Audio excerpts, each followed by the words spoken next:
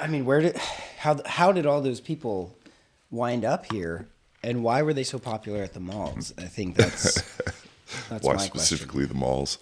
Yeah, they did. I don't remember ever getting, advertisements for like concert tickets to the Peruvian flute band. No, I don't recall. I really liked when they would do covers though, like the Peruvian flute band that would cover like Radiohead. Yeah. I don't know if that existed. I think it should though. Oh, people are getting popular on the internet doing stuff like that. Like they'll take like Korn or somebody and try to like mix up the style and sing God, what is that lady's name? Natasha Bedingfield song. Ooh, yeah, that's a good song. And so they'll like combine efforts and from Korn to singing the lyrics the way that Korn does and stuff like that. It's pretty funny. It's cool. Is Natasha Bedingfield the? It's the unwritten. Yeah. That's the one. That was the inspiration for learning the piano for me. Yeah. That's a good inspiration. I feel like if you can take that over, I mean, you just really playing the piano is just you're just hitting a bunch of covers anyway. So most people don't actually know what they're doing. You play any instruments? I used to play the saxophone way back in the day. I was like an alto or tenor? Alto. You look like a tenor sax player. I think my like lung capacity, they wanted me to be a tenor, but I wasn't overly enthused about being in the band. Like was it marching band? Yeah. Okay. Yeah, I was a marching band alto player. I played a little bit of piano growing up and a little bit of guitar and stuff like that. And I think it's good, for dexterity of your hands and stuff like that. And you learn a lot and read music and stuff like that. I could probably pick the alto up right now and get going on it pretty easily. I've always loved. I mean, I've been playing music since I was like 12. Taught myself guitar. Still play. I still play in a band, 2 bands, which keeps me sane. But yeah, like I think initially it was just a means to try to like get girls to like me, and then I was like, oh wait, being able to play guitar is better than having girls. At what age do you think you transitioned from that? Because that's what I feel like as a parent. I want to push my kid towards playing instruments and growing up and stuff like that. I feel like it wasn't cool between like the ages of like 7 and 18. Yeah, and then after that, you kind of like feel it, and you make it part of your life. Well, I'll say 2 points. One was I lived in the country. Like we lived on 3 acres growing up. We didn't have a lot of neighbors. And once we left school for the day, like we didn't see anybody. That was it. I didn't have shit to do. So it was like play video games. And then video games got boring for me. And I was like, I guess I want to be a guitar player. Like music always resonated with me. My mom loved folk music.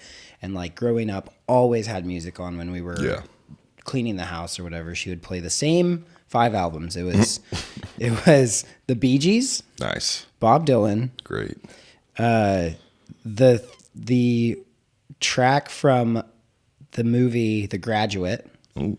the like soundtrack.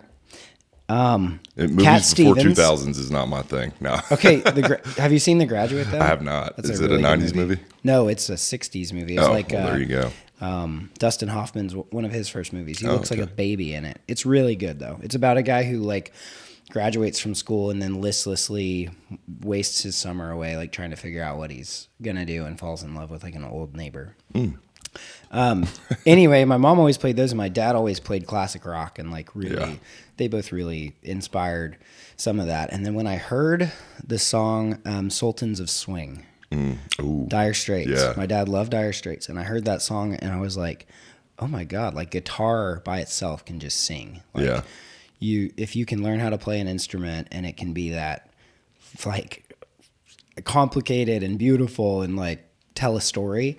That's what got me really interested in picking up guitar. And so like started out learning tabs and learned all the pop songs and punk songs that were out there, but then I started learning more classic rock stuff, Led Zeppelin. I think it's almost like a dying art, like think about music of today outside of like heavy metal rock and roll, which is something that I subscribe to.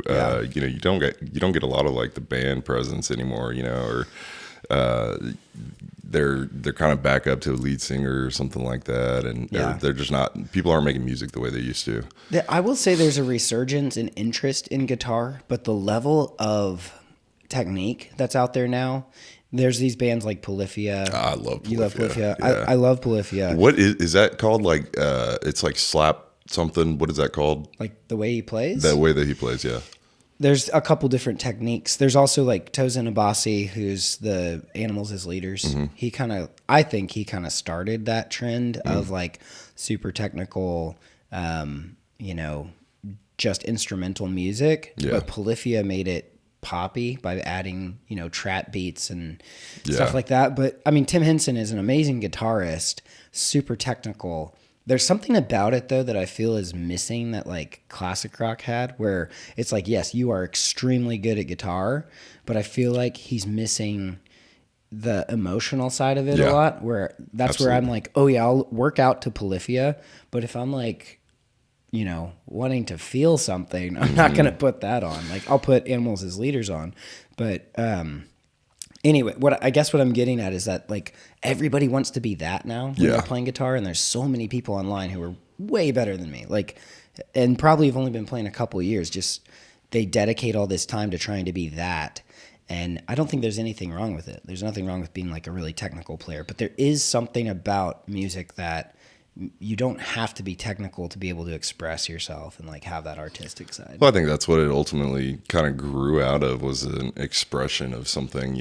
I think way back in the day, people, even in like hip hop and stuff like that, people were singing about the situation that they were in, and they were singing about real life stuff and things that had happened to them and their experiences, and they were putting that out there for all the people to see. And that's kind of how music, I feel like, really started to take people's minds and emotions and tie them together in art. So, I think what's missing with like, Polyphia is maybe, there's always that, it's like the catchiness of a song, something that makes you like hum the song. I haven't felt like inspired to sit there and just hum a song from Polyphia, no matter how much I love sometimes them. I go, yeah, they have like a couple hooks where it's like that sticks in your head. Yeah, no, I mean they're great, and I love watching them. I think it's sweet watching that dude play. Okay, so then the Steve Vai song. Yeah, like Steve Vai came in and did what they call the boomer bends. Yeah, like Tim Henson kind of made fun of it because I play lead guitar and I do a lot of bends and like trim bar, which is what he's doing in that whole song is like. Yeah, but he's making the freaking guitar sing in a way that like I'm sure Tim Henson could do, but he's like, it's different. Yeah, it's not his style necessarily. It was a cool song to see like two totally different eras of guitar like come together. Yeah, I think that was one of their like I'd say their like flagship song. I think that's the one that everybody kind of saw, just because I mean you know it, the fact that I know what you're talking about. Yeah. They're not super popular, but I'd love to go see them in concert. Oh my God, they'd be amazing. Animals is I cried during one of Animals as Leaders songs, which it's instrumental, and I didn't expect to have that kind of emotional response. But he plays this one classic rock song, or not classical guitar song, in his style, and the song is called. Oh, something about my brain is out. I don't know. Something weird. But dude, I was like. Shed a tear. I was like, this is so beautiful. So it's cool to have instrumental stuff move you. What was it that moved you the most? I'm curious. I'm always curious about what draws emotion from people, especially responses that they don't expect, and especially one in this regard where it's an instrumental. He's not saying anything, but you're inspired and you're feeling something. What was it? So I mean, I think there's a certain element of it that is like whatever's going on in your life gets to come out in that moment. But there was something about the moment. So like they had played for maybe 30 or 40 minutes and it is more heavy, like heavy metal. And then he brings out this classical guitar and like, it just got dead quiet in there. And everyone's attention was so focused on what was going on that it felt quiet and like, intense, right? And so there's this intensity around it, and then you watch him play something that like to your ears doesn't even really make sense. It's almost just like you're not watching a person play a guitar, you're watching like a person's brain express their emotion. And so there was just this moment, like you'll have to hear the song, I'll play it for you after the podcast, but there's the melody that goes into it, and then like the way it transitions back into like a more heavy song. I don't know what it was, but it was just like a beautiful moment of intense focus, and like everybody was drawn in at the same time, kind of holding their breath at the same time, and then everybody breathed this sigh afterwards. Yeah, I can picture it. It's like did you ever have a teacher, maybe a professor or somebody who spoke quietly? Yeah.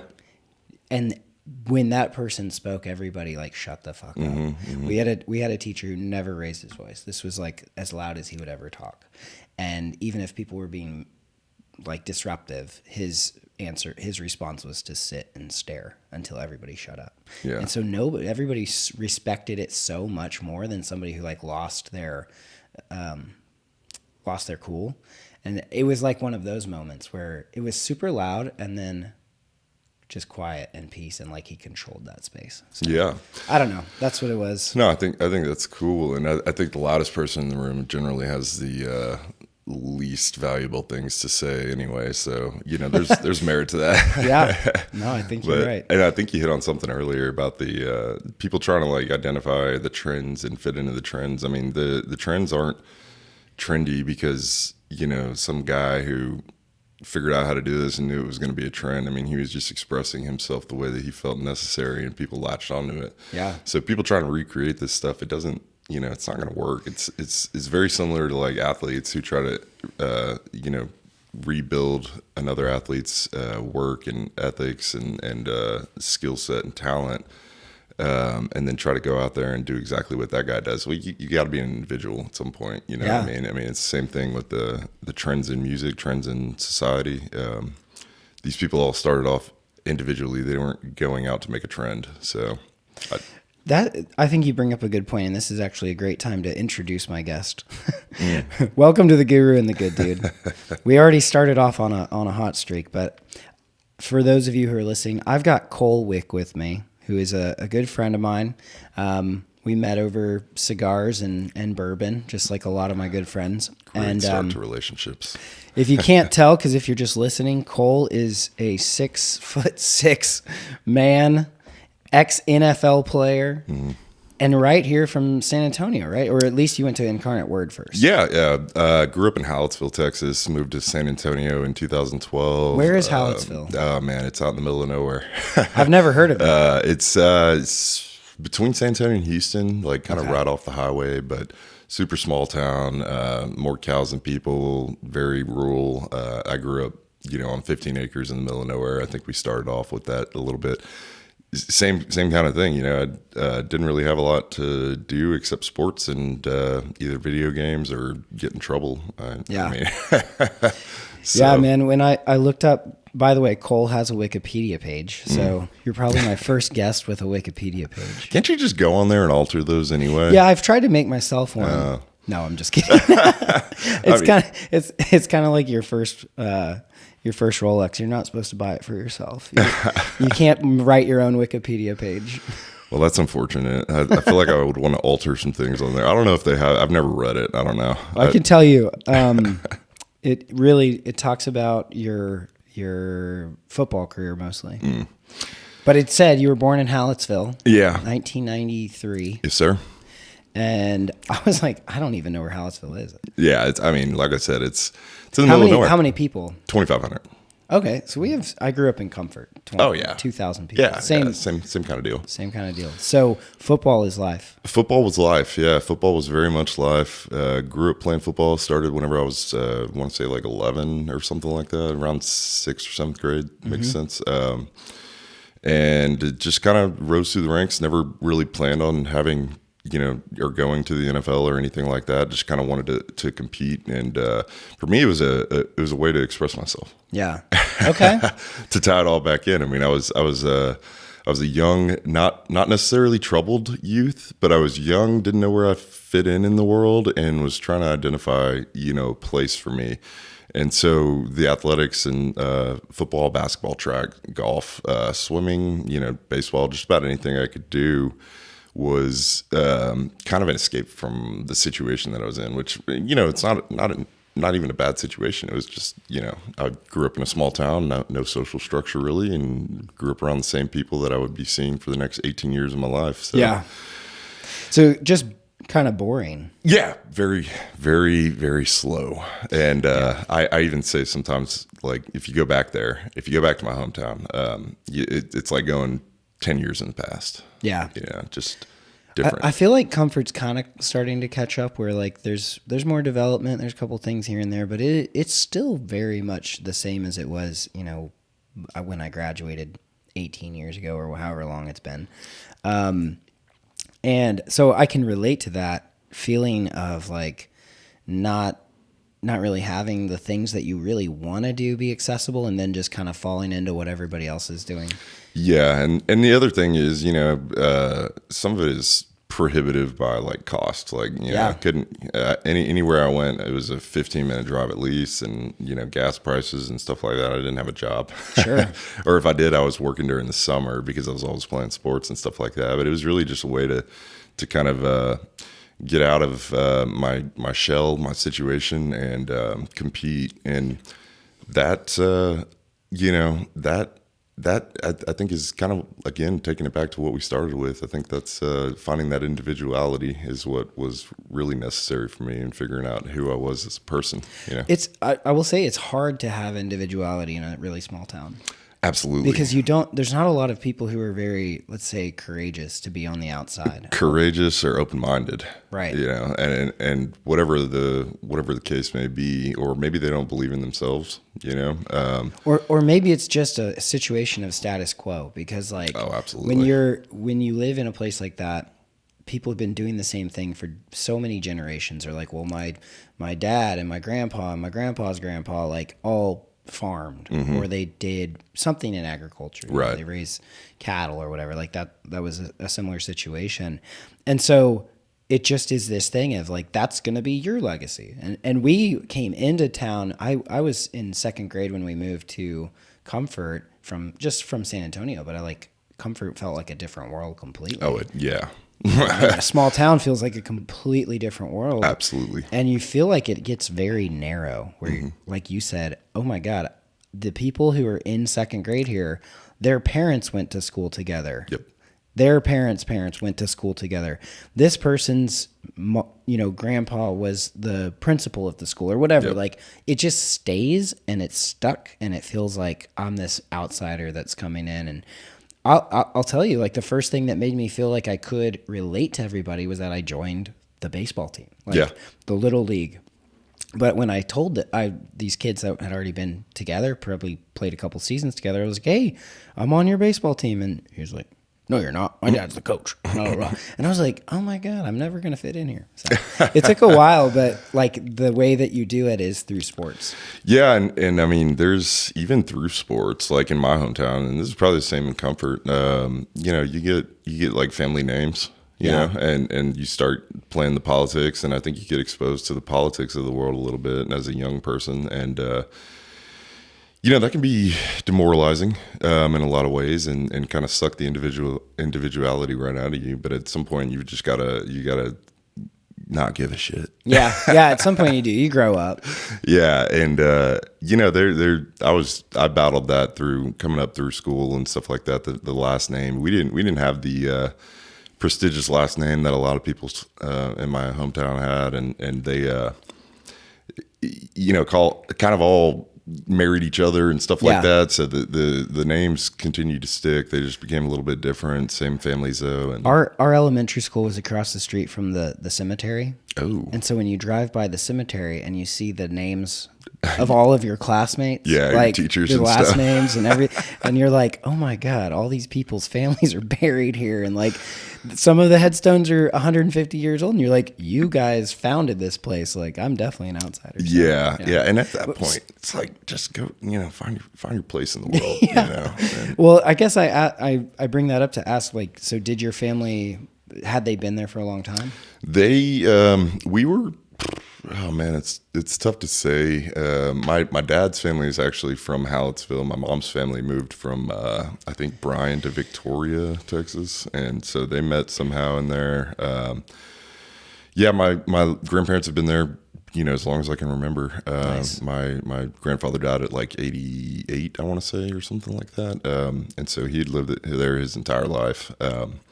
That was my destiny. Yeah. And that wasn't something that I necessarily wanted. Obviously, I felt like the outsider as well, but I was gonna say, I mean, you're not.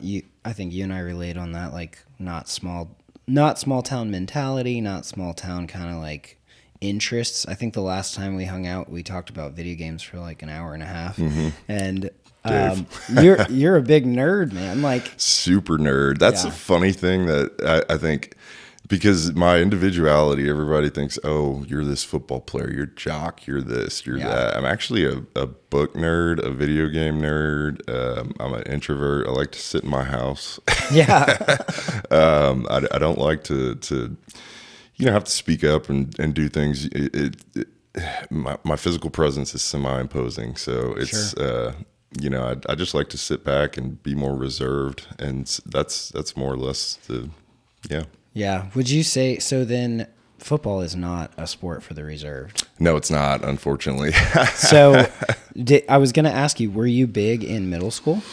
Man, I was like you ever seen a baby deer? Yeah. Yeah, just like that. Oh, like just fresh. uncoordinated? Yeah, just a fresh baby deer. It wasn't grown into my body. I got really tall, really fast. And we, as much... You could have put mountains of food in front of me. Yeah. There was just no eating enough. So I was super skinny all the way growing up, really kind of awkwardly built. I'd say I came into my own physically probably my freshman year in college. Okay. That's how long it took. And even then I wasn't socially as adept as I am now. Going to the NFL is what transitioned that and took me out from the introvert and, taught me how to talk to people. Sure. Yeah. How to sit down at a table with 4 random strangers and just have a conversation. So it's a good skill. It's a tough skill, but it's one that you've got to kind of cultivate. You've got to find common ground. You've got to find, different experiences. And I think a lot of that comes from vulnerability.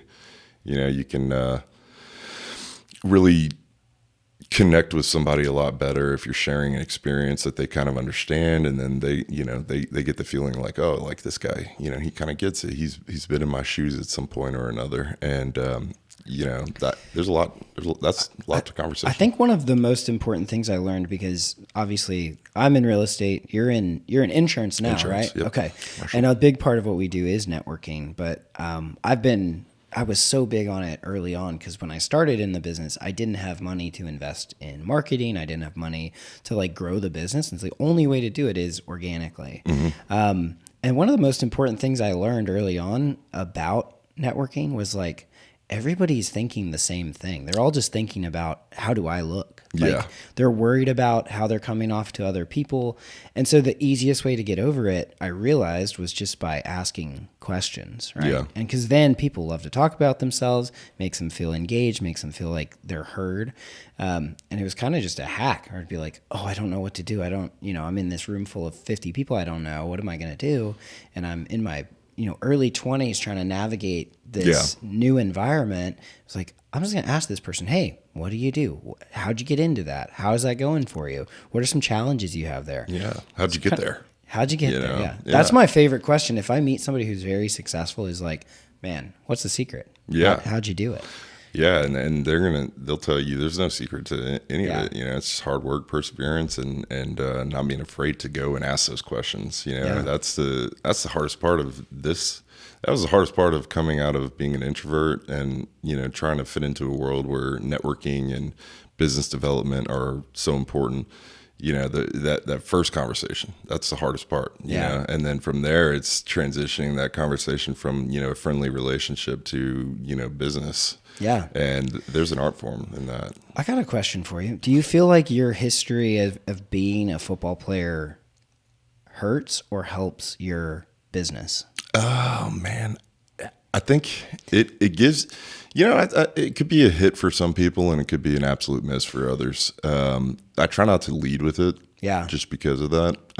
Some people are really interested and intrigued by, the background in sports and stuff like that. Others look at you and the first thing they do, and whether by some self-consciousness of theirs, or insecurity of theirs, they just immediately discount anything you say. Yeah. Because you're a football player. You're right. You don't know anything. You've, you had everything handed to you through college. Sure. Stuff like that. Like you didn't have to pay attention. So I think that's the drawback that I'm afraid of the most. Yeah. So I try not to, I said, lead with it. I totally get that. I think more of my question is about like, does it distract people from like talking? Oh yeah. Because you and I met probably 2 years ago. I didn't even know you were in insurance till a couple weeks ago.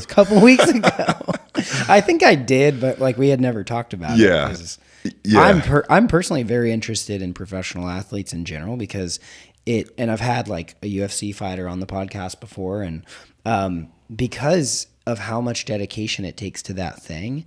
And I think maybe people don't see like, yeah, you had to be dedicated, but you had a whole other life where you were doing other things. You got an education, you got, you were playing video games through a lot through COVID. Like people tend not to separate. They put you in a box and just say, you're a football player. You must have done that. Yeah. And only that. Yeah. And to your to answer your question, I mean, I think it does kind of distract people sometimes. Just hearing about the experience, and like they're just like, it kind of opens their eyes a little bit. Sure. And then basically, I try to quickly transition the conversation a different direction and take people back to the focus of the conversation, whatever it may be. But there's just a veil around the professional athletics. Yeah. And what does a great job, I think, of kind of dropping that veil is Hard Knocks.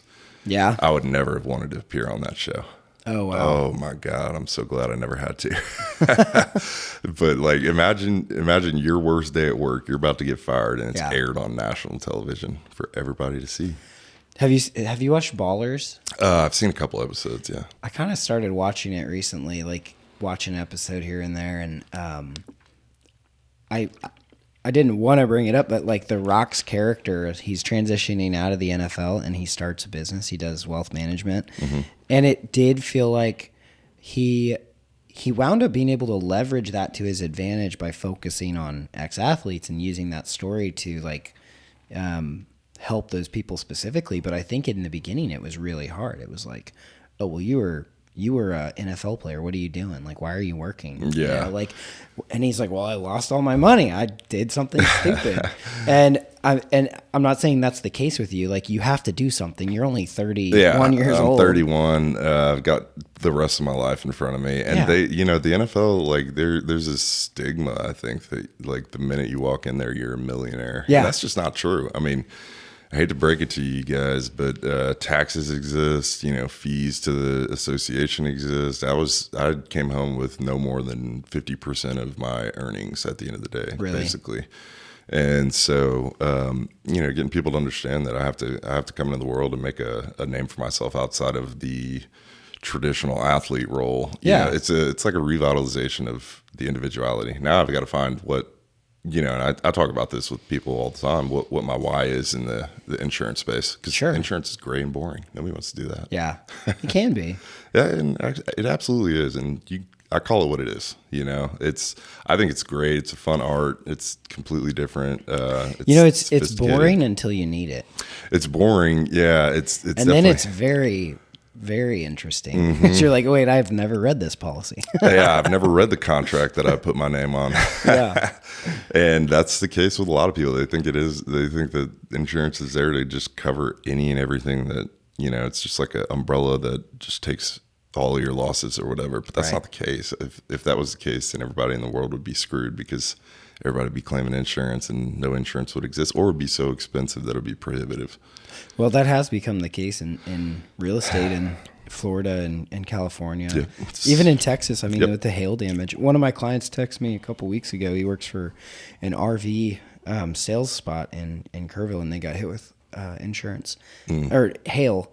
And he said the deductible alone was like almost $200,000. It was a total loss on their lot. Yeah, I was like, that's a big policy. Yeah, I can tell you. So what they've moved to is it used to be like flat deductibles, like you would get like a $500 deductible. Now it's like a percentage based deductible on the percentage value of your entire property or your percentage value of your entire schedule of RVs on the lot. You know, so it gets expensive, and you know, that's why you've got to. I mean, shameless plug. That's why you got to have a good person in your corner, somebody who actually reads your policy. 'Cause if you're not going to, then you need somebody who does and who's focused on that, because it's protecting your business, it's protecting your assets, your revenue, pretty much everything. Yeah, last time we met, you were telling me like a lot of what you do is just kind of a consultant role more than anything else, and not just on insurance alone, but like insurance across a lot of categories. I kind of title myself more as a business consultant just because the insurance puts me more in a box, but I'm here for ergonomics, risk management, you know, contract advising, negotiations. Did you say ergonomics? Ergonomics. Like chairs? Yeah. You look at like how a chair affects. I will put programs and procedure made in me place. Want to sit up. No, don't, because I'm the worst. Like I gotta straighten up my posture. No, my posture is probably the worst, but that's being 6'6". So yeah, that's tough. Yeah, ergonomics, man. You don't realize. So what's your favorite office chair? The X chair. X chair? Yeah, you've probably seen the commercials. What does it look like? I mean, it's a pretty basic chair, but it's got like heat and cooling and massaging. And do you have one? I don't. No, it's like $1,500, but I'm thinking about trying to get my company to sponsor it because I broke my back. So. Oh my God! Playing football? Playing football. You had a couple injuries, right? You had a knee injury and a back injury. Knee, 2 shoulders, back, multiple head injuries. You know, it's pretty much across the board. And you know, I think I will message my child or present a message to my child one day, because that's the question I always get asked: are you going to let your kids play football? I'm going to tell them, you know, straight up, you know, Dad has trouble walking because he's broken his back and, you know, shoulders and knees and stuff like that, and just let him make his own decision. Yeah. So. Yeah. Not that I played NFL, but I did play football through high school, and it's harsh. I left we went to state semifinals my junior year.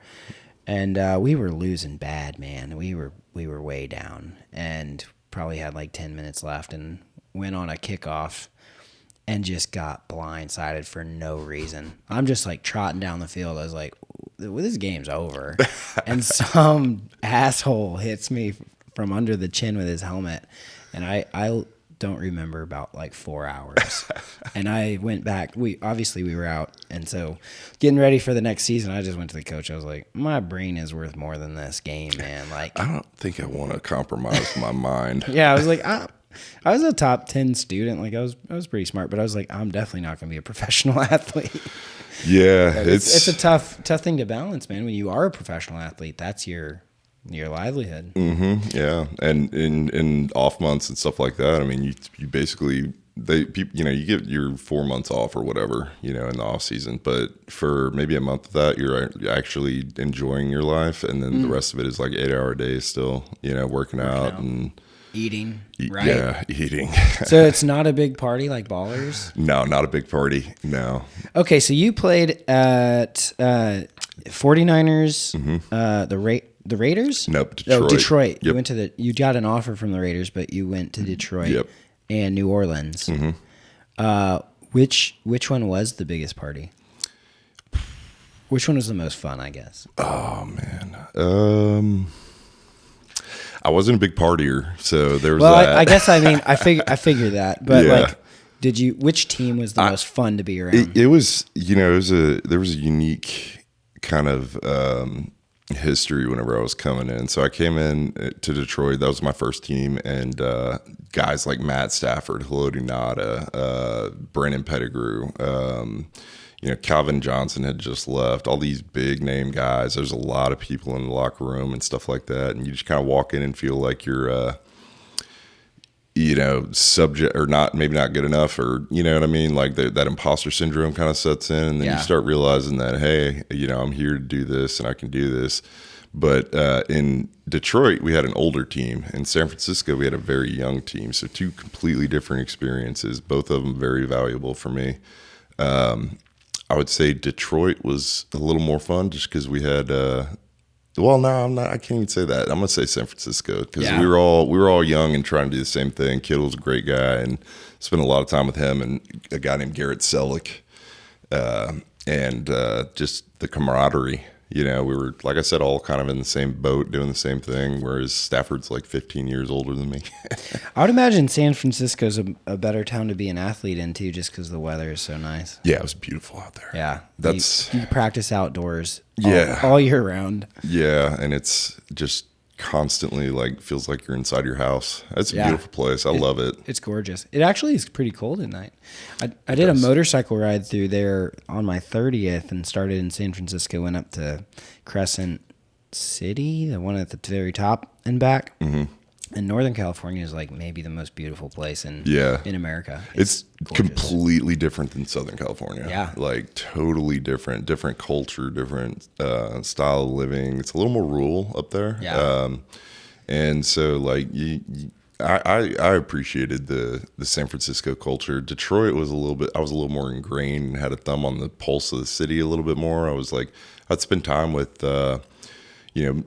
non-players. People would invite me into their house for cookouts and things like that. This is like in Dearborn, so I was like spending a lot of time. That's Dearborn for anybody who doesn't know. That's the headquarters of Medtronic. And another place. There's another headquarters. Blue Cross Blue Shield, probably. Yeah. But it's the number one, I think, most populated like Arab interesting. Part of the nation. Yeah. And so you go there and it's like you're transported to a different place, and then you kind of get this like cultural integration where, so I met a guy through my apartment person, like the receptionist, essentially became good friends with them. They would have me over for cookouts all the time. I'd spend time with people with different experiences and diverse backgrounds, and people who came from like the Middle East and stuff like that, and listen to their stories and talk to them. It was cool. That's very cool. That's not what I would have expected to hear. Yeah, not in Detroit, right? Outside of Detroit. But I mean, that's the cool thing with America. There's like always pockets of different cultures, for the most part, everywhere you go. But yeah, so you had those couple places you lived, and then you came back to San Antonio, I guess, a couple years ago. 2020. Yeah, we bought we more or less lived here. So for people who don't know the life of a journeyman NFL guy, which is more or less what I was, your wife, your family, your loved ones and all that typically stay in the city that you consider your home base. And we'll travel to games and stuff like that, but you're gone like 8 months out of the year. So we had an apartment here, we had a house here and stuff like that. My wife would live and work and kind of spend time here. But that's one of the things that was really difficult about the NFL is there's just not a lot of support. You go to a new city, you go to a new team, you spend time with people you don't know. It's a very strange and almost compromising feeling. Because sounds kind of lonely. It is very lonely. Yeah. Without, I put it in so many words, but you're there alone to perform a job. You've got your back up against the wall the entire time. And if you get cut and you go back, this was my biggest fear through the NFL was coming back home after being fired. Yeah. And the first time it happened to me, it happens to everybody in the NFL most of the time. First time it happened to me, I think I shut my apartment door for 2 weeks. Wow. And didn't leave. Because it's brutal. Yeah. I mean, the highs and lows from the emotional standpoint of like getting a job with the NFL. Oh, yeah. Yeah. I mean, it was an incredibly high the day after the draft. I'll never forget it. I think I was weighing out options, to give some insight to the process. So the draft process takes like 3 days or something like that. And basically at the end of the draft process, if you're not drafted, you're considered a free agent, and teams can call you and you go in as a undrafted free agent. There's guys that get like tryout spots on like mini camps and stuff like that. But basically you go in as an undrafted free agent and you have to like make the roster, and that's a recurring theme every single year. You're not given You know, there's probably 12 guys on the roster with given spots. Oh, wow. And the other, you know, they got to trim the roster down to 53 guys from 90. And then there's 10 practice squad spots. So, you know, you're doing all this, you're living in hotels, there's no real support, you're doing 10, 12-hour days, and there's no time to talk to your family or loved ones, and a lot of people get mentally compromised. Well, and if you're not the guy that's on a long-term contract too, like you're constantly reapplying for your job every day that you're on the field. Right. And then they kind of treat you like a number, man. If you're not on that main roster, you don't have a guarantee. Yeah, well, the crazy part is, you know, they try their best to treat you like an individual and not like a number, but it doesn't come off that way. Like I would prefer to be treated as a number and cut and let go, rather than you tell me how much you like me and how great I am as a person and blah blah blah, and then cut me like 2 days later. I'm like, just please, just treat me with consistency. Like, I don't need you to smile and blow smoke up my ass, man. Yeah, no. So, yeah, it's hard, and got let go, came home, had to figure it out from there. And like I said, 2 weeks in, and I was in IHOP one day when I got the call to go to the 49ers after I got let go, and it's just all back over again. You know, back excited, back out to a new city.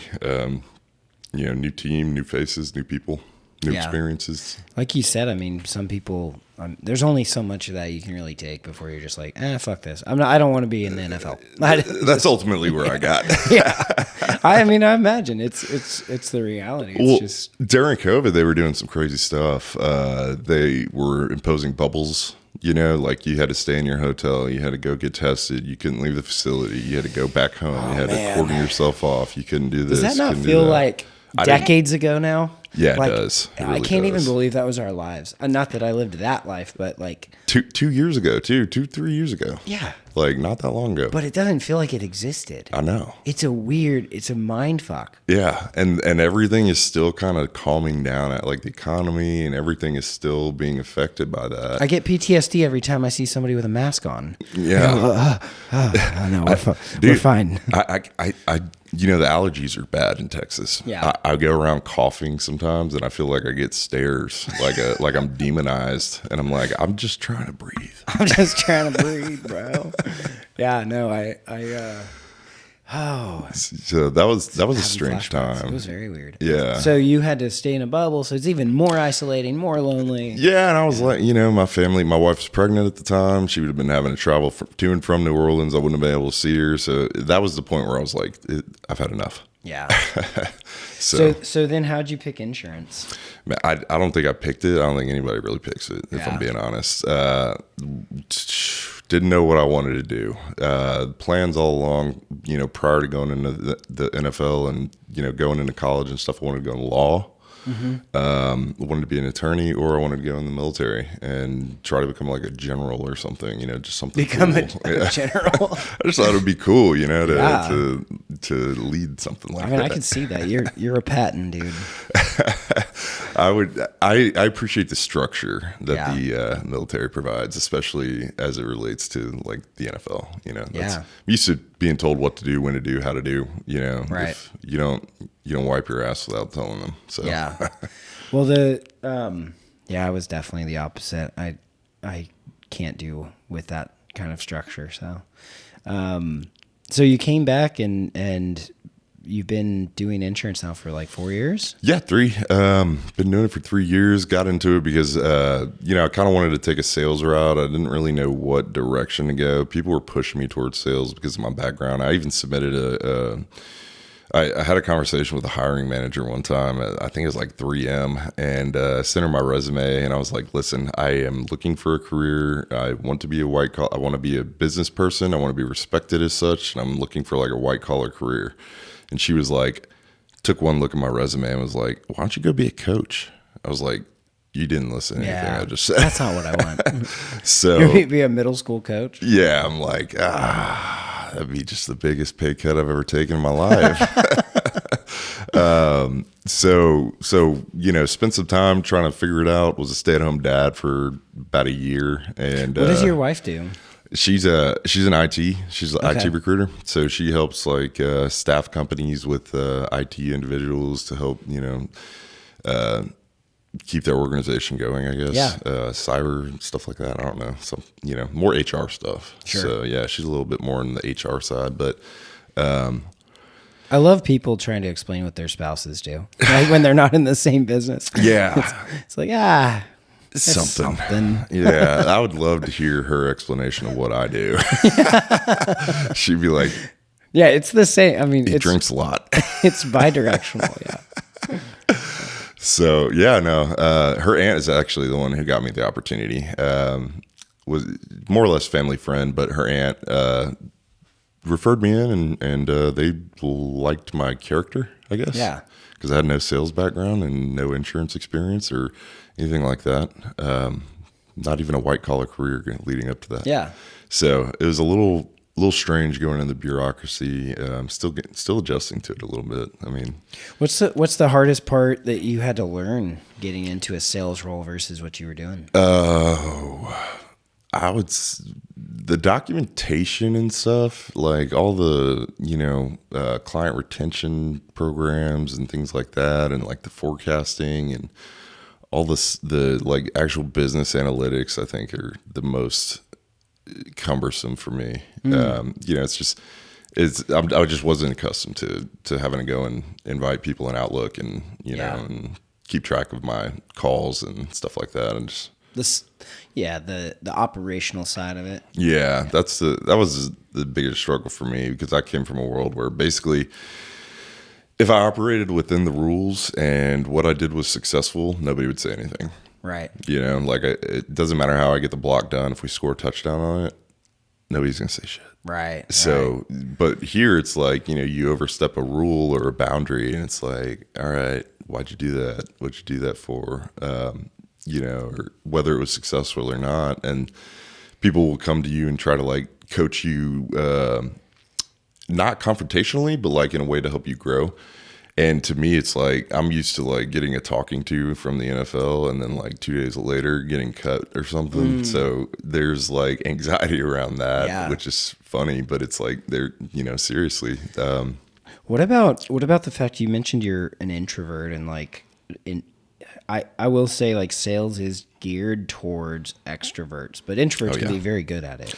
Yeah. It's just more exhausting. Yeah, it's very exhausting. So I find myself having to, make time wherever time exists. If it's in the middle of the day and I can go like relax for a little bit and I have like something super strenuous or like a networking opportunity coming up, then I'll take some time before that to relax my mind and stay calm, because I used to get real bad social anxiety walking into rooms like that. Really? Mm-hmm. And I've come into my own a lot more. The remedy to that is to discomfort is just doing what it is you're uncomfortable doing, because at some point it will become comfortable. Yeah. And a lot of people are just afraid of that. It's kind of funny. I agree with you. Like you just have to do it. But when I was younger and I didn't have, maybe much to lose and people didn't want anything from me, when I go to networking events, I was much more excited about it. And like I am naturally an extrovert. It does excite me to I think you do a great job in a room. Yeah. Yeah. I mean, I like talking in front of people. You could put me in front of 100 people right now and I'd give a speech. Like, it's fun. But as I got older and I got really focused on the things in my business that I do really well that aren't that, I stopped enjoying it and I started to feel more like an introvert. I was like, oh my God, I'm going to a title event and I'm shaking these hands and I'm like, I just don't care. I want to get the fuck out of here. I wonder if there's an age element to that. I think there is. I think there's something about it that you lose over time. Yeah, because Mike said something to me one time and he was like, because he came from the world of LA, people everywhere all the time. He's like, now I can't get away from people fast enough. And he lives way out there. Yeah, you have to really want to find that guy. Yeah, so like, and to me, it's like an age thing for him. It's like he passed a certain level in his life and he was like, I just don't care anymore. Yeah. And I was telling somebody like yesterday or the day before, I was like, I'm at a point in my career where like I can be extremely successful with 5, 10 very like good clients that are loyal and that like do business with me frequently, which isn't the case when you're in residential business. It's much harder. Yeah. But if you're with people who are professional investors or institutions Constantly or funds, buying and constantly buying and selling, you can make a really good career out of that. So I'm at a perfect place where like I have these friendships that are really important to me and they bring me business, but I'm like not as invested in going to these big events and meeting new people and like sitting down with another, I guess mortgage lender or COI, center of influence, or whatever. Yeah, whatever it may be. I got my people. Yeah, I think you're in a position where you wouldn't necessarily have to do that. You've already established yourself. You've laid the groundwork and the foundation for everything that you're experiencing now, and that's a lot of what I'm trying to do in my insurance career. It takes, like financial advising. Like it's actually very similar to what I do. Yeah. I carry a book of business. I'm paid off the book of business. I advise, consult, and do all the things. But basically, oh man, I forgot where I was going with that. Building your network. Yeah. So, you've laid the groundwork. That's what I'm trying to do now is lay the groundwork and foundation for myself and really make all those connections so that, that way I can be that person where people are calling me. I'm not having to call them. Sure. That's a better place to be. Yeah. People know what you do. They know that you're proficient. They know that you're professional. They know that you get the job done timely and on, and with the least amount of headache, and expertise as possible. So yeah, I mean it is a big part of just time. I've had my real estate license since 2013. I've been full time since 2015 or 16. 15. That's when my son was born, and so. I am fortunate to have that like amount of time, but have invested also a ton of energy into being really good at what I do so that people do trust you and come back to you. I think it's really easy to lose a reputation. It's really hard to build a good one. Exceptionally hard. And one of the things that we talk about in insurance is actually the reputation of companies because it's not an insurable item necessarily, but it is something that's constantly at risk. That's interesting. Yeah. So we talk about culture of companies and culture of safety, culture of risk management. Like you just don't want to appear in the news for something that you were negligent for because that's a bad reputation. You just said you can't insure a reputation. I had never even thought about that. So like I can't take a policy out and just say like, hey, what if somebody does something seditious or libelous and it hurts my bottom line. You could so there's a piece of the general liability that is called personal advertising injury, and that's where that's picked up. But you can't insure your reputation for something that you do. Yeah. So if your negligence causes a problem in the community and your reputation is destroyed by it, there's no insurance for that. You're not. Yeah, you're not re-upping. They're just gonna go. Oh, whoops! I had an affair. Whoops! I did this. Yeah, we're just not gonna use you anymore. So yeah, I can't imagine what you could pretty much write an insurance policy on anything. Nick Cannon has a $10 million policy on his balls. Oh wow! Yeah, he should cut those things off at this point, man. Why 10 million? I don't know, man. Does he want more kids? I don't know. I want to know the underwriter on that deal. I would love to know and talk to the underwriter on that and see how exactly they wrote it. You can insure prized cattle, bull semen. Sure. Yeah. I get that one. Yeah. You can insure. Maybe he thinks he's. Yeah. That's exactly what it is. And to even further that point, you can insure, like Deion Sanders insured Travis Hunter and Shador for X amount of dollars. His children? Yeah.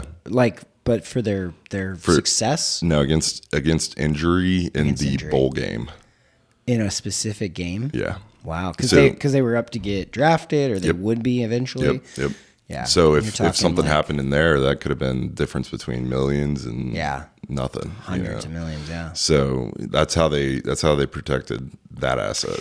So I've got another insurance buddy. He's not as tall as you, and he used to work in Hollywood, and he had told me that he was on set he would do movies and underwrite and do insurance for certain things like stunts, and that he was on Fast and the Furious, and I think he was one of the people that underwrote for like Vin Diesel, like as an actor in the movie, or like the stunt things. And they would have to, the calculations on some of that stuff are just crazy. Like the total value of all the cars, the vehicles they have to use, the value of Paul Walker's life, rest in peace, and I was like, okay, this is why I said insurance doesn't have to be boring, because there's very interesting approaches. Yeah, it's so tied to the economy. And once you understand it on the macro level and how it works in like the U.S. and the world market, and we're very tied to like London, which is where insurance was essentially invented back in the 1800s for ships and stuff like that. They would underwrite. That's where the term came from. They would put their name on the bottom of a paper and put up the capital to fund a loss.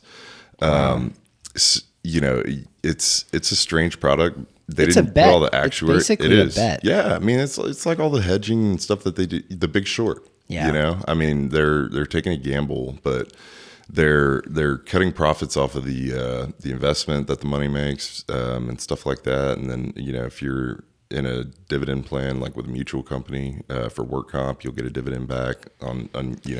I used to love at work, they would have us do like death and dismemberment and check the boxes for those things, and I was like, oh, I gotta read this policy. What is my right arm worth? Like 35 grand. Yeah, like I need that thing, dude. It's crazy how they assign values. Can you imagine? I have to type with one hand the rest of my life, and you're gonna give me $35,000. That's it. Yeah, you probably get more for a kidney. I mean, you got two of those, you only need one. So I really get desperate.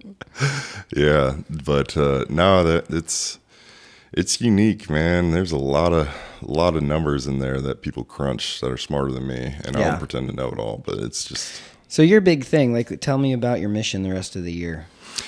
What's your goal? Yeah, I'm big on like I said, education, consulting, and actually mental health is one of my big things that I try to help people with.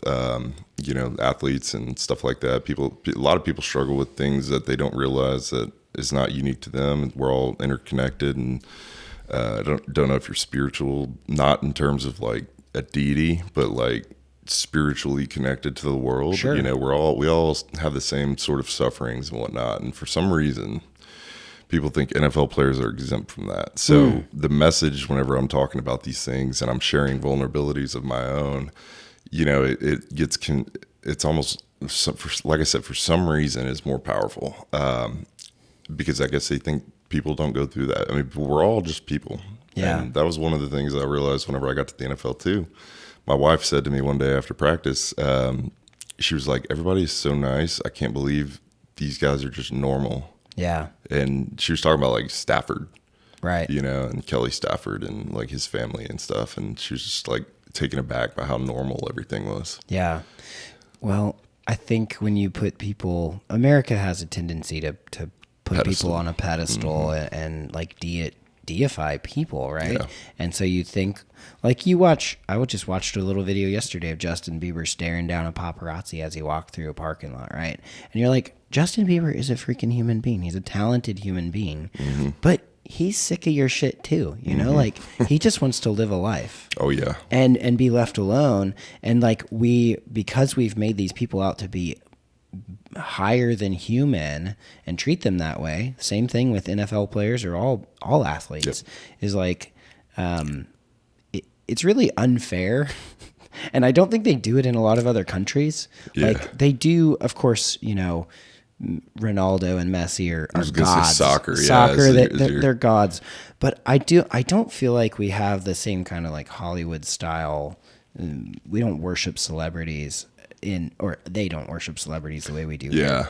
Yeah, I'd agree with that. I mean, I couldn't even name you like an actor or something from that would be, I guess, specific to like British films or, anything like that. Like I just don't know. I don't know any super famous actors from other countries. I met Pierce Brosnan. Yeah, in but Bernie. Obviously he's made famous by American media, right? Right.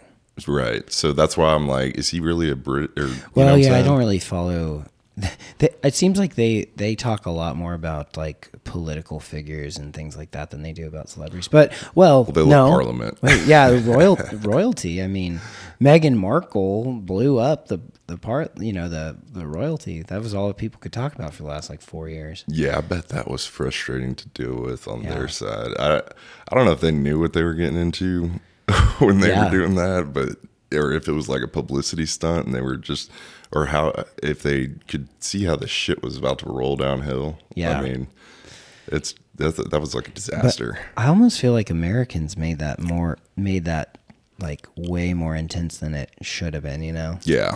But anyway, back to your point. So trying to talk about these things, and I think like it is amazing when like people we see as strong and let's say just brave or whatever, like we have these people like NFL players who we see in a certain way, and people expect them not to be vulnerable or not to have problems or not to have mental health issues. It is really crazy. It's awesome to hear you say like, yeah, I'm going to put my vulnerabilities out there, and that opens up the conversation for so many other people, not just athletes necessarily. Well, I mean, that's the key piece to mental health. Anytime you're talking about that, you've got to be willing to get vulnerable. And anytime I go, like I've done mental health talks for businesses and things like that. And I urge, like the upper level, C-suite and people like that, like be human with these people. This is your labor force. Like they're not a number. They're not your fucking kids. Like they're not, treat them like people and be vulnerable. We're all going through the same thing. If you had drug abuse in your life or alcoholism or something, nobody gives a shit. We've all been there. Yeah. Like it shouldn't be stigmatized. Right. You know what I'm saying? And a lot of it, like, especially if you're attempting to recover. Right. Why would I beat you down if you're telling me that, oh yeah, I suffered with alcoholism 3 years ago and I'm doing much better now. Okay, well, I'm not gonna fucking judge you because you used to be an alcoholic. Like, I might try to figure out where you're at now in your recovery and like treat you accordingly. But like, I'm gonna support you on your recovery and I'd share anything and everything I could to help you. Yeah, you almost always wind up with support more than you do judgment. But I do think people are terrified of being judged or seen as less than, especially when they're in a position of power. There's a lot of ego at play. Well, they see all the other people like trying to live their life and doing so happily. It's like Instagram, man. People walk around, you see their face regularly. You don't know what's going on in their mind. You're seeing the highlight. Yeah. Whatever face they put on that day. They talk about the most depressed people are the ones who smile all the time. Well, they're just putting up a facade. So it's like you've got to try to get on level with them, and understand that your inner issues and your problems that you've experienced in your life are the same that these people are, and connect with them on a human level. That's the problem. There's just a lot of inhumanity. Yeah. So what's your plan to do with that? It sounds like you have a mission. You have a why. Yeah, no, I mean, I tied in with my work now. It's a good vehicle because it goes into like risk management. Obviously, if you're, say for instance, on a construction site and you have a job, but you're mentally distressed and you're like, oh, well, I'm not all here today because I'm thinking about my pending divorce and my dying parents or, my kids in the hospital. You could significantly injure somebody because of that. So identifying that and, getting that person the help they need on the spot at the time when they're, under distress, and then, being able to kind of either backfill that position.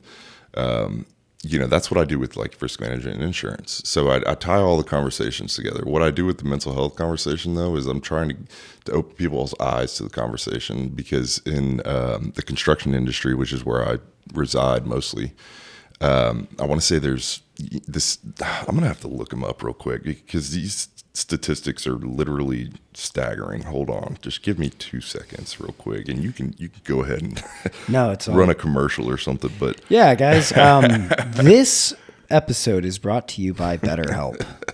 BetterHelp isn't, no, I'm just kidding. I don't have any sponsors. If anybody wants to be a sponsor, and if you're a mental health professional, this is a good place to tie in. What other sponsors? I'd like a taco sponsor. Maybe like a book publisher. A taco sponsor would be cool. Taco sponsor would be great. I would eat the taco first or throughout the podcast and talk about, we call it Taco Talk. So for every 100,000 people in the construction industry, 56 of them are committing suicide a day. A day? A day. It's like 3 every 15 minutes or something like that. Like it's a stupid statistic, and I can't find the exact one that I'm looking for. That is crazy, man. Yeah, and so I worked with a company one time on the mental health topic to try to get their employees, because it's in construction, it's a very masculine atmosphere. It's a very blue collar workforce. It's a very, and the cultural identity of San Antonio is the Hispanic one. So a lot of it is getting repressed and shoved down just based on cultural identity. Yeah. And so getting people to open up on that. The company that I was working with in particular, the owner had, he did a great job. He got up on stage and talked about his vulnerabilities. His brother had committed suicide, and that was within the construction industry. And so he's trying to build this message to his employees that it's an important thing to talk about. There's help and there's resources, and you're not going through this alone. And that's not always enough to get somebody what they need. Depression, is a tough thing. It's not an easy one to crack, and most of the time when you're in that space, everybody's telling you how supportive they are of you, but you're sitting there thinking about how great their life would be if you weren't there. So that's the toughest part, and had my own struggles with depression and anxiety and stuff like that, and it's a hard place to be when you think that your family, your wife, your kids, their life would be better without you. It's a very compromised area. Yeah, absolutely. So, and it's hard. It's really hard to get out of that space mentally without help. It really is. You almost can't do it alone. No. And you shouldn't, because your mind is your worst enemy in that space. The negativity and stuff that you've got swirling around in your mind has been kind of placed there over time, and it's just culminating at that point. And it can feel like a lot of different pressures are coming together, or you just don't know the direction. But it all kind of hits you all at once, and it's really hard to change your mindset once you're there. Well, so I studied neurobiology and psychology in college. That was my area of focus. My actual study was in memory, but we took a lot of classes on counseling. And the one thing I remember that was very interesting to me is that of all of the mental conditions out there, depression is the only one that has equal outcomes between cognitive behavioral therapy, which is talk therapy, and medication. There's really very few, if any, other conditions out there that have equal outcomes for two different approaches. Like, you can't talk your way out of congestive heart failure, but you can talk your way out of depression if you talk to the right people. And I mean, to be totally transparent, I've been in therapy multiple different times, not necessarily for depression, but to work on finding a path. It's very hard when you get down this road in maybe a career and you're looking at it and you're going, God, what have I done all this work for? When it doesn't feel like, something doesn't feel connected, and it doesn't feel, you don't feel whole. Would you say you don't feel fulfilled? You don't feel fulfilled. Yeah. Like, things happen, or like, the real estate industry has been extremely hard. I mean, business in general is really hard. Well, it's probably volatile too, right? It's volatile. Yeah. Like, some months you make 6 figures, some months you make nothing. And that is super stressful. It's kind of like what you were talking about in the NFL. You get hired and you get fired. Like, it's the only business where you're constantly applying for a job every single day. And it can really wear you out. The other thing is they can let you go on the spot. It's a lot harder to fire people than people think, and they will let you go on the spot. Yeah, your clients can fire you at any point, and like, you've worked to build that relationship, you've put time in. Like, we do a lot of stuff that doesn't get compensated. Like, you can't show, hey, you got paid for this, but people see our commission checks and they go, oh God, you guys make so much money. It's like, well, you didn't see the 20 grand I have to spend every single month to keep this going. Yeah. And so it is really stressful. And agents and I'm calling agents out right now because of this conversation, but agents are notoriously horrible at we're constantly advertising ourselves. That's all we're doing. So we're putting our best face out there on social media all the time. People see me, they come up to me in a bar and they go, man, that's so cool. You're killing it. Looks like you're killing it. Looks like you're killing it. And I'm going, shit, you don't know that I owe like 20 grand on Amex right now. Or you don't realize. That's that highlight reel that I was talking about earlier. Highlight reel, yeah. And it's like, oh, you don't realize that I just had to cut all these expenses or cut these things or just lost this big deal. And those things like eat away at you. And I am lucky that I've put a ton of work into, a good routine. Like working out keeps me really sane. Eating well and having a lot of good friendships where I can talk about these things helps. But last year I was struggling with stuff inside of my relationship, and I started going to therapy, and the change inside of my mind, like just being able to talk to this third person that is objective, it's so freaking helpful to go like, I had multiple revelations where I was like, I've been putting my mental emphasis on this success as if it's a thing you can achieve. And success is not something you can achieve. Now the goalpost just keeps moving further. It moves every time. Like if you said, I want to make $1 million this year, and you do it, you'll feel like good for a little bit. And then you'll go, well, next year I got to do more. And I got addicted to that feeling. And I was like, oh my God, I've been putting all of this effort into the wrong thing. And it's not necessarily that it's like a total loss. Obviously, like I've built a good business, but I realized I have to get back to my center, which is like, what good am I doing in the world? What relationships am I building? What experiences am I having? And it took going through therapy to understand why I got to that point in the first place. Why I was still trying to either impress my dad, or why I was still trying to not feel like a failure, or feeling that like if I did fail at something, it was a total loss. Like deal with all of those mental things that just creep up and then just compound. Why I'm not treating my girlfriend the right way, why I'm not like treating my son the right way. And it took a year of that. And then like one day I came in and I was like, I feel so much better. Oh yeah. I'm like a different person. And she's like, you can't really graduate from therapy, but you're good. but I think we're done. And I was like, I don't want to be done. This is great. So it's amazing. And I think it's so worth talking about, to hear like successful people, strong people talk about those things. I'm getting a little bit emotional because it was such a big deal for me. Dude, it's a huge deal, man. I love going to therapy. I've got too many fucking therapists. Like it's kind of crazy. I've got a psychiatrist, like I've had the brain injuries and stuff like that. So, and he's very specialized in brain injury and stuff like that. And PTSD in veterans and things like that. I've got a psychologist that I work with, and I've got a couples counselor. And the reason I have all these people is because I grew up in a very non-social atmosphere, Right. So interpersonal relationships don't always come that easy to me, and I can come off very abrasive or dismissive or something like that. So I like to use my therapist as like a soundboard, like, am I saying this effectively? Am I communicating this effectively? Is the point getting across? If, how can I say it better? Am I being an asshole? Right. Tell me if I'm being an asshole. And so I just need somebody to check me. And sometimes that's what it takes. And, and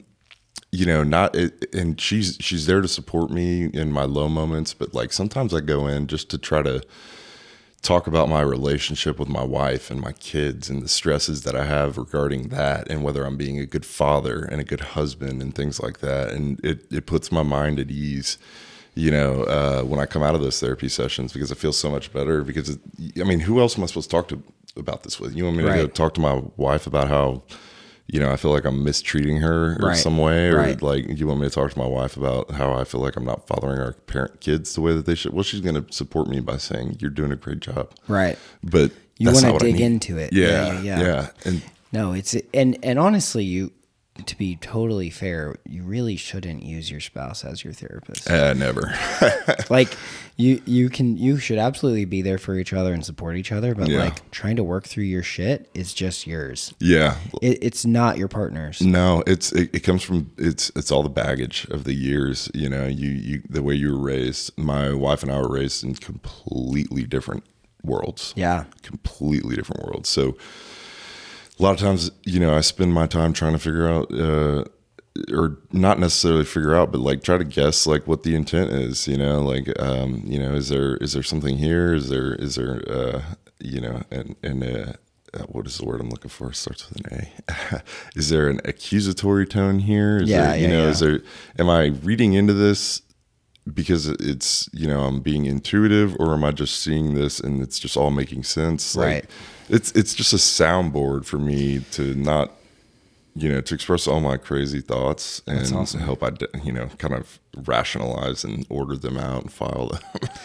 Well, it's one more thing we relate on. That brings me to another question, which is like, do you have mentors and advisors in your life? Absolutely. Yeah. Like people you go to for advice, maybe. Everything. Yeah. Any and everything, man. That's the other thing. You know, people look at people in successful positions and they think that they got there all on their own. That's not the case. You know, everybody's got, like, when I was coming into the NFL, I had Brandon Pettigrew. I had a guy named Matt Mulligan. Al Golden was my tight ends coach, but I felt like he had my back. You know what I mean? He was a good mentor. He talked to me about things that nobody else knew I was struggling with. He would bring me into the room and tell me, you belong here. And that was what he would start out with. And I don't know how he knew that I was like suffering through that and like trying to feel good enough, but he would always tell me, you belong here. You've worked your ass off. This is where you belong. Yeah.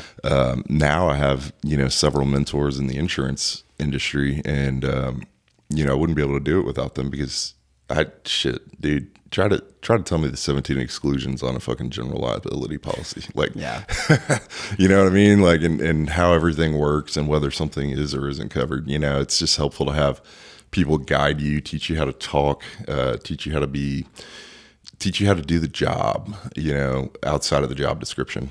Yeah. Yeah. Well, I think this is a good place to kind of start to wrap it up. This has been an awesome conversation, but like I said, we could go for hours. I know, and we'll probably have you back on, but I like to end with a rapid fire, like get to know you. Okay. And I feel like we've gotten to know you on a deep level. This is probably going to feel surface level, but I like the deep stuff more, man. So yeah, no, I mean, hit me. Okay. You a morning person or a night owl? Night owl. What time do you wake up? 5:30. Oh, damn. That's pretty morning. What's your go-to hype song before a big moment? Something metal, something, there's a band called Devil Driver that I listen to. I'm a little bit crazy. Yeah. I love metal, dude. Yeah. I'm a huge metal Have you heard head. of Rickshaw Billy's Burger Patrol? It's out of Austin. They're I don't know how to describe them. They call themselves like doom wop. It's like doom music with like a kind of whoppy trap beat behind it. Okay. They put on one of the best shows ever. They just played last weekend, and like 3 months ago, I took Tori, and she's this little thing, and she has her purse, and she's holding on to it, and she's like, dear life. She goes, I want to go to the mosh pit. Oh my God, she gets in the mosh pit and just starts spinning around, getting thrashed. And her stuff falls out of her purse. Her like glasses flew all over, and everything just tumbles out. And everybody picks her up, grabs all of her stuff, puts it back in her purse, hands it to her, and she's like, "I'll keep going." Just keep spinning. You know, that is what I freaking love about metalheads, man. Yeah. In the mosh pit, if you go down, everybody's picking you up. It's not like that Travis Scott concert. No, they're gonna pick you up, and they're not gonna let you get stomped. Yeah, it was packed. But go listen to Rickshaw Billy's. The album Doom Wop is amazing. Rickshaw Billy's. You're gonna have to text I'm that gonna to send me. it to you. But yeah, they play here quite a bit and up in Austin. But I've seen them like 3 times. Absolutely in for that, man. I'm going to a huge metal. It's like a what is it called? It's like a tattoo and metal convention up in freaking Ohio. Slipknot's gonna be there. Alex Terrible and Slaughter Prevail. Dude, it's gonna be so awesome. Sounds fun. I'm gonna go crazy. Wall of Death. Okay, what's your favorite cheat meal? Whataburger. Yeah. Books, podcasts, or audiobooks? Audiobooks. Audiobooks? Yeah, I mean, I like to read books, but I've got this thing now. I'm tired of listening to music in the car. I got like a 2-hour commute, like going there and then an hour back. So I do books. Yeah. Audiobooks. I like audiobooks. I go back and forth. Like, I have a stack of books next to my bed that I'm reading all at the same time, like constantly. And by the end of the year, I'll finish all 12 books at once. You sound like a psychopath. Yeah, my girlfriend says the same thing. How do you compartmentalize all that? Oh, it's just different parts of my brain. I'm linear like that, man. Yeah. I got to finish one before I pick up the other. I'm reading like one fiction book, one nonfiction, one business, one but it's kind of terrible. But I think it works. Yeah, not to go off on another tangent, but I think reading is much better for your brain than listening. So I think it just relates to your learning style. Honestly, I think some people can't read like. Not can't read like illiterate, but I feel like you lose focus or you get tired faster if you're reading, like the physical part of it. Yeah. They've shown that you retain the same amount or process the same amount of information from an audiobook than you do from reading. Interesting. Some people say they feel it differently, but it just depends on your learning style. I've wondered that. Yeah, it's the same experience if that matches your learning style. If you could have dinner with any athlete or entrepreneur, who would it be?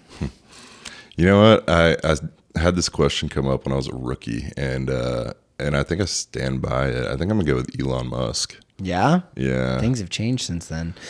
Yeah, things have certainly changed. I thought he was an interesting guy back then, and he's gotten more interesting. So I'd love to hear what the inspiration is behind his children's names. I think he just puts all the letters of the alphabet into a raffle machine and then pulls them out one by one. Drops a ball on a keyboard and figures it out. He's like, xylophone. But it's spelled with a K. Oh. Okay. First job you ever had? Lifeguard, and worked in some kitchens and was a dishwasher after that. Dang, dude. Mm-hmm. Favorite city you've ever played in or visited? I'm going to say Lambeau. Where is that? Green Bay. Oh, okay. Mm-hmm. Yeah, that was a cool experience. If you've never been, Lambeau Field is home of the Green Bay Packers. It's in a town of like maybe 30,000, and it's a like stadium stacked up in the middle of a neighborhood. It's the most unique thing you've ever seen. And those people live and die. Oh yeah, by Green Bay. Well, they're all partial owners. Yeah, they live and die. I think that would be really cool if more teams went that route. Like you could actually buy ownership in. And of course, Jerry Jones wouldn't let that happen. But. Well, it means absolutely nothing. I asked somebody about that one time up there. It means absolutely nothing. They don't make anything off of it. They can't sell their shares. Nope. You're just donating. Yeah, it's a piece of paper.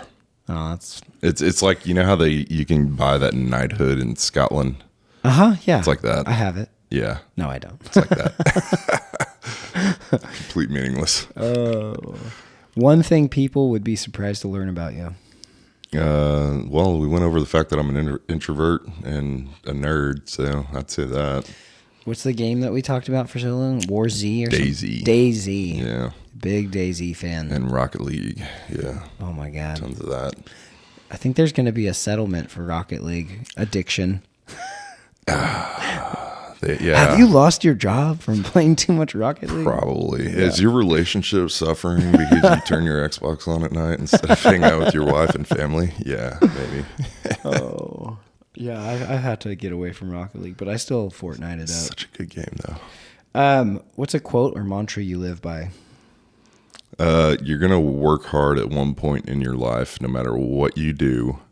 You can do it when you're young and have tons of energy, or you can do it when you're old and have absolutely no energy. And the choice is entirely yours, but you're going to have to do it at some point. Yeah. Doesn't apply to billionaires' children, but yeah, trust funds. So, you guys just get to freaking party as much as you want. Yeah. If you weren't doing what you are today, what would you be doing? Probably the military. Yeah. Yeah. You'd want to be in leadership, or you'd be like... Yeah, I'd probably go to like officer school and stuff like that. Yeah, there's no... Oh, like MP? Oh, go to be an officer. Yeah, like an officer. Yeah, yeah. Definitely wouldn't go try to be on the front line. I got too much to live for at this point. You're a big target. Yeah, and I don't think I'm crouching behind anything. At one point, I thought fighter pilot would be really cool, and then I tried to sit in a Lamborghini, and I was no, this is probably not it.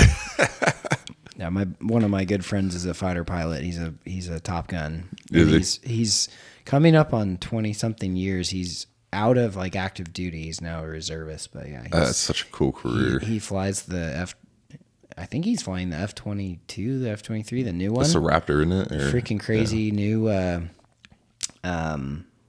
like all automated fighter. I mean, it looks nuts. I hear they have helmets now that like they're all heads up. Yeah, you can like look below the plane. Yeah, that is nuts. Yeah, imagine that in like the civilian world. One day we're gonna be like invisible on the inside of the car. You're only gonna see the outside, but you're gonna have total visibility everywhere you look. It's weird. Man. There's probably gonna be a lot of weird stuff out there. AI is already weird. It is. I mean, that's how I wrote all your questions just now. No. It is. It's actually funny when I put in the information about you, it just like pulled from your Wikipedia and created all these questions. I didn't ask any of them. We just had a good conversation. So. Yeah, I thought it was good too. Yeah. I mean, we can talk more next time. Yeah, I'll bring you back. For sure, man. Cole, thank you for coming on. Thank you for having me. I appreciate it. Always love banter. You protect your people, watch out for yourselves, and try to lean in on those that may be in a little bit of a distress. So I love that. That's a good mission, man. Yeah, dude. Thanks for listening to The Guru and The Good Dude. I'm Tim Warlow and Cole Wick. We'll see you guys next time. Thank you.